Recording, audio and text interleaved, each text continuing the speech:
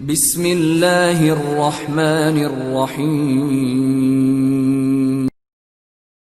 بسم اللہ الرحمن الرحیم والصلاة والسلام علی رسولہ الکریم وعلی آلہ وصحبہ اجمعین، اما بعد۔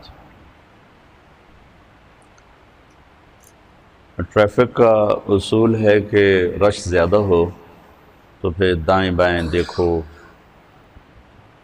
سیدھے ہاتھ کے شیشے میں دیکھو، الٹے ہاتھ کے شیشے میں بھی دیکھو، جو تمہارے سامنے شیشہ ہے اس پر بھی دیکھو اور سکرین پر بھی دیکھو۔ ڈرائیور کو 4 جگہ پہ اپنی نظر کو گھمانا پڑتا ہے، کیونکہ ادھر بھی رش ہے، ادھر بھی ہے، پیچھے بھی گاڑیاں ہیں، آگے بھی گاڑیاں، ادھر نہ ٹکر ہو، ادھر نہ ٹکر ہو، پیچھے سے کوئی آ کے مجھے نہ مار دے، آگے میں کسی میں نہ مار دوں، لہذا اس کو یوں یوں یوں کر کے دیکھنا پڑتا ہے، اور تب جا کر وہ سلامتی کے ساتھ اس رش سے نکلتا ہے، ورنہ دائیں بائیں آگے پیچھے سے کہیں نہ کہیں ضرور ٹکر ہو جاتی۔ تو ایک دفعہ خود میں نے گاڑی مار دی تھی، وہ نہر پر میں تھا، تو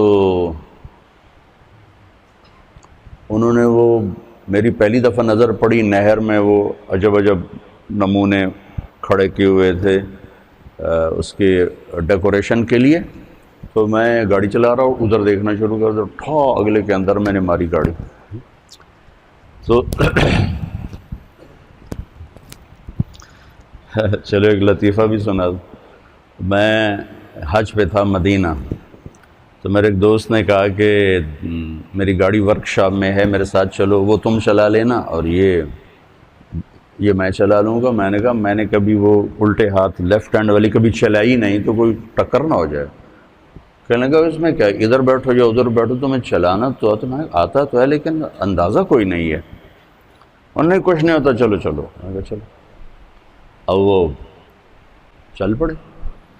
تو ایک بدو کسی سڑک سے نکلا، اور قاعدہ یہ ہے کہ آپ تھوڑا سا پیچھے روک کے دیکھو آنے جانے والوں کو، کلیئر ملے تو چلو۔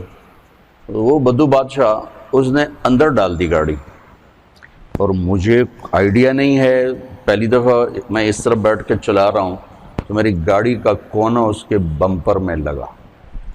وہ گاڑی تھی شیورلیٹ بڑی، تو بمپر اس میں پھنس گیا اور اس کو گھسیٹ کے لے جا رہا۔ اب مجھے کھڑ کھڑ کی آواز آنی شروع ہوگی۔ میں نے کہا یہ کیا چکر ہے، یہ کھڑ کھڑ کیا ہو رہا ہے؟ میں جا رہا ہوں۔ وہ بدو نے پیچھے سے گاڑی بھگائی، اور ایک دم جو میں چلا گیا نا کوئی تو 1 فرلانگ 1.5 فرلانگ اسے آگے آ کے بریک لگائی۔ میں کہا ابھی لگتا ہے کم خراب ہو گیا۔ تو نکلا غصے سے، تو مجھے سمجھ میں آ گیا کہ شاید اس کی گاڑی کا کوئی چیز پھنس گئی۔ میں نے کہا پتر ہون بالکل تو ہون عربی دا ایک لفظ بھی بولے تو تیری خیر نہیں۔ اس نے آ کے دروازہ کھولا، انزل۔ میں کہا حاجی پاکستان۔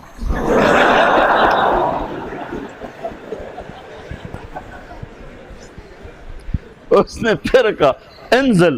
میں کہا حاجی پاکستان۔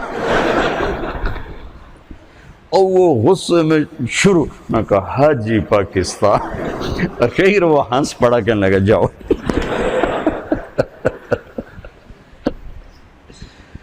تو یہ مثال مجھے یاد آئی، اور پرانا واقعہ بھی کب کا 92 کا ہے یہ واقعہ، یاد آیا آپ کا رش دیکھ کر کہ اب ٹریفک زیادہ ہے، اب آپ کو بہت احتیاط سے آپس میں چلنے کی ضرورت ہے۔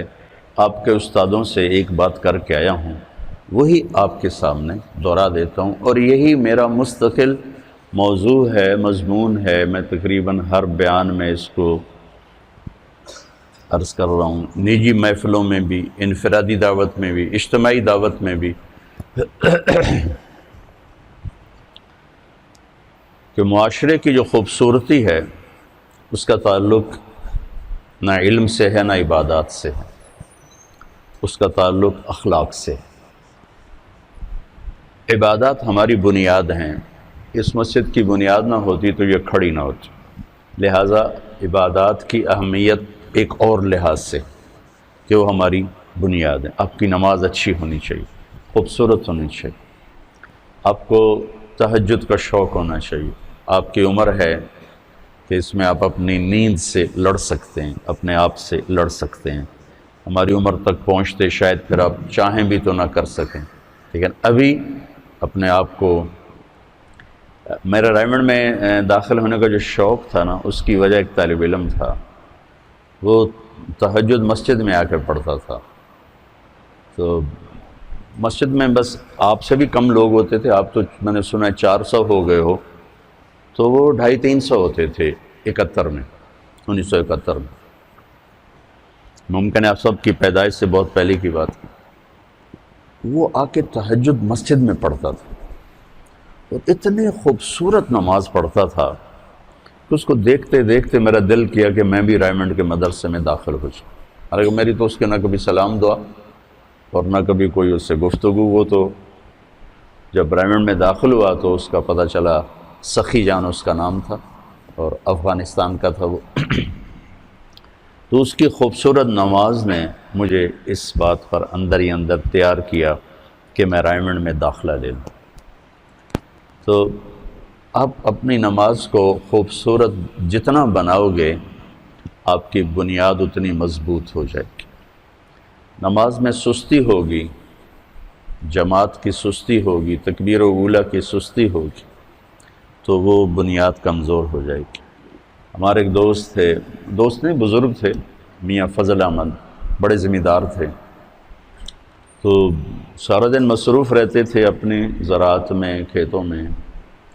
ایک دفعہ مجھ سے کہنے لگے، مولانا صاحب 18 سال ہو گئے میری تکبیر اولیٰ قضا نہیں ہوئی۔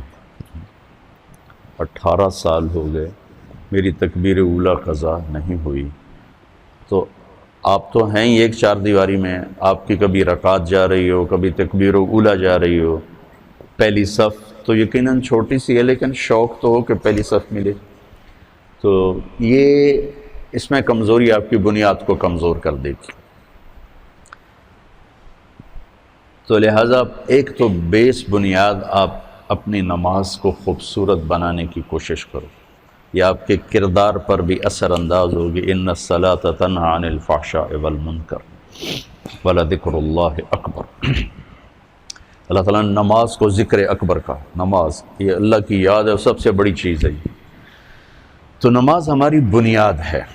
پھر قرآن کی تلاوت، اس میں بجری بھرنے والا، سیمنٹ بھرنے والی، لوہا بھرنے والی چیز ہے۔ صبح شام کی دعائیں، تنہائی کا ذکر، یا چلتے پھرتے جیسے بھی قابو میں آئے، یہ اس کو مزید مضبوط کرنے والی چیز ہے۔ جب آپ کی فاؤنڈیشن مضبوط ہوگی تو اس پر آپ ساری زندگی کی بنیاد کو قائم کر سکتے ہیں۔ تو آپ مختلف شاخوں سے آئے ہیں، کچھ یہاں والے بچے بھی ہیں۔ عمر کا وہ حصہ ہے جس میں سستی، غفلت بھی ہو جاتی ہے، اور کبھی مزاج بھی غالب آ جاتا ہے۔ سستی نہیں ہوتی، غفلت نہیں ہوتی، مزاج غالب آ جاتا ہے اور اس میں تکاسل شروع ہو جاتا ہے۔ تو میں آپ سب بچوں سے یہ گزارش کروں گا کہ اپنی نماز کو خوبصورت بناؤ۔ نماز کا خوبصورت ہونا آپ کے پوری زندگی کے کردار پر اثر انداز ہوگا۔ جو اللہ کے نبی نے فرمایا، جعلت قرۃ عین فی الصلاۃ، میری آنکھوں کی ٹھنڈک ہے نماز۔ تو اس کو آپ بنیاد بناؤ، تہجد کا اہتمام کرو، نوافل کا اہتمام کرو۔ اگر آپ اذان سے 1 منٹ پہلے بھی مسجد میں آ جاؤ تو آپ کی ہر نماز کے ساتھ نوافل ہو سکتے، اب سوائے فجر کی نماز کے وہ سنت ہی ہوتی۔ تو آپ بڑے خوبصورت طریقے سے اپنے اللہ سے سجدوں کے ذریعے سے تعلق بنا سکتے ہو۔ آپ اس